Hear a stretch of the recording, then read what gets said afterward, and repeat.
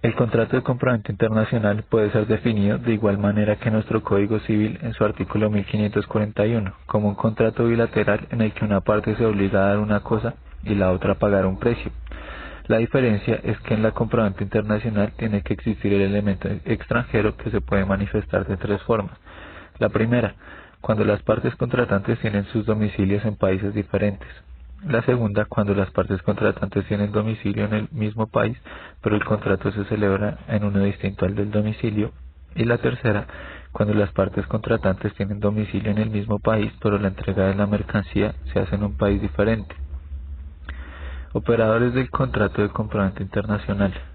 Los directos. Entre los directos está el importador, que es el comprador, es decir, quien paga un precio por la cosa. También está el exportador, que es el vendedor, es decir, quien debe entregar la cosa. La oferta se considera el paso inicial del contrato de compraventa internacional de mercadería. El vendedor lanza una propuesta que va dirigida a cierto tipo de población hacia un sujeto en especial. Con respecto a este tipo de oferta, existen varias formas en que el vendedor se comunique con el posible comprador. Lo importante es la transmisión de la propuesta. Es de saber que esta oferta debe llevar toda la información necesaria, el precio, las condiciones y mercaderías específicas, para que sea un contrato completo. Este puede ser aceptada o rechazado por el contratante, mas no por el oferente, a no ser que dicha oferta no hubiera llegado al contratante o no hubiese creado efectos al momento de retirar la oferta.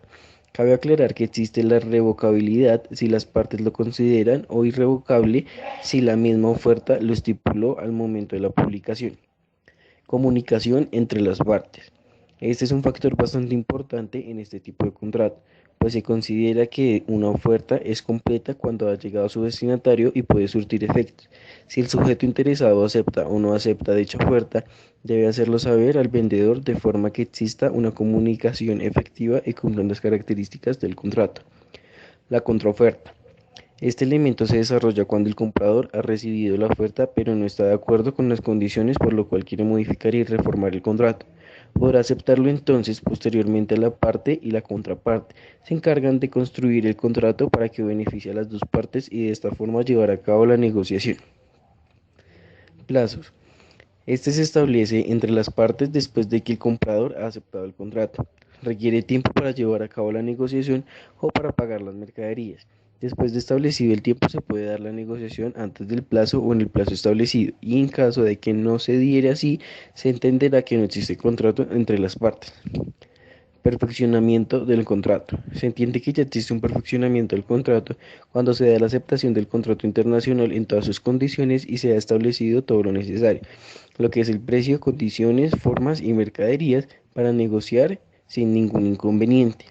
La prestación. En ella se lleva a cabo el negocio jurídico haciendo la entrega de las mercaderías y el dinero pactado en el contrato. Obligaciones del vendedor. Entregar las mercaderías pactadas en el contrato, de la forma como fue establecido en el mismo y en el tiempo estipulado, de forma que no exista incumplimiento y que éste no se justifique. Obligaciones del comprador. Pagar el dinero que se estableció en el contrato y lo considerable sin que exista uso del derecho. Este pago se puede realizar después de recibir las mercaderías o antes de recibirlas. Transmisión del riesgo y conservación de las mercaderías. Es deber de quien posee las mercaderías, pues si estas fueron dadas al comprador, debe tenerlas y cuidarlas por motivo de su devaluación o deterioro. Debe tenerlas hasta que se cumpla un plazo establecido. Fuentes del contrato de compraventa internacional. Desde el 1 de agosto de 2002 entró en vigor para Colombia la Convención de Naciones Unidas para los contratos de compraventa internacional de mercaderías. A la fecha, ha sido adoptado por 62 estados. Por esta razón, se ha configurado como pilar del derecho mercantil unificado. El Convenio de Viena, que fue ratificado en Colombia por la Ley 588 de 1999, establece que es un punto intermedio entre el civil law y el common law. La Convención sobre la compraventa es de aquellos tratados denominados por la doctrina como tratados ley o tratados normativos que tienen por objeto formular una regla de derecho que sea objetivamente válida y se caracterizan porque la voluntad de todos los signatarios tienen idéntico contenido. Diferencia entre Tratado de Derecho Internacional y Convención. El Tratado de Derecho Internacional consiste en la aplicación de normas internacionales uniformes de derecho privado para determinar cuál es la normativa que rige el contrato, mientras que la Convención consiste en armonizar las normas de derecho material a nivel internacional. Es preciso notar que el convenio de Viena sobre compraventa no es omnicomprensivo de todos los temas y circunstancias que se pueden derivar de un contrato de esa naturaleza. Es entonces donde adquiere importancia el régimen de fuentes, pues permitirá afirmar que tal contrato se rige por una serie de disposiciones y reglas que pueden no estar ubicadas en la normatividad vienesa, la cual tiene naturaleza supletiva. Dentro de las fuentes encontramos la voluntad autónoma, la primera, principal fuente del contrato de compraventa internacional. Se encuentra en el artículo sexto, según el cual las partes podrán excluir la aplicación de la presente convención o, sin perjuicio de lo dispuesto en el artículo 12, establecer disposición cualquiera de sus disposiciones o modificar sus efectos. Al permitirse excluir la aplicación de algunas normas, se está partiendo de la autonomía de tipo negocial de la que gozan las partes. La segunda fuente es señalar la norma o escogerla. Es consecuencia de la anterior fuente, pues las partes pueden excluir el campo de aplicación de la Convención de Viena y señalar cuál es la normativa aplicable. La tercera son los usos y costumbres. El derecho internacional privado, desde sus orígenes, ha sido un régimen consuetudinario y tiene varias clasificaciones. La primera son las prácticas negociales y usos convencionales.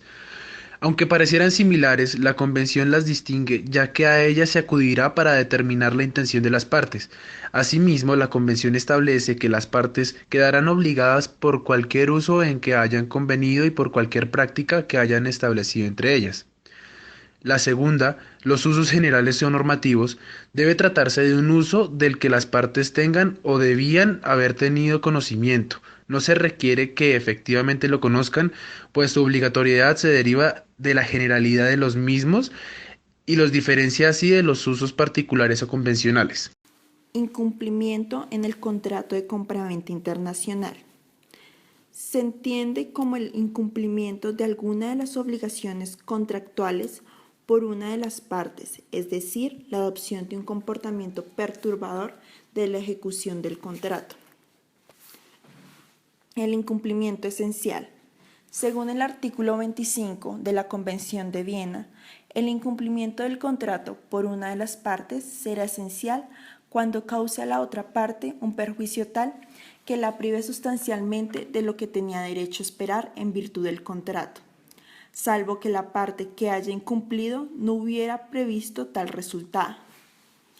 Los elementos principales del incumplimiento esencial son el incumplimiento, el perjuicio y el perjuicio sustancial.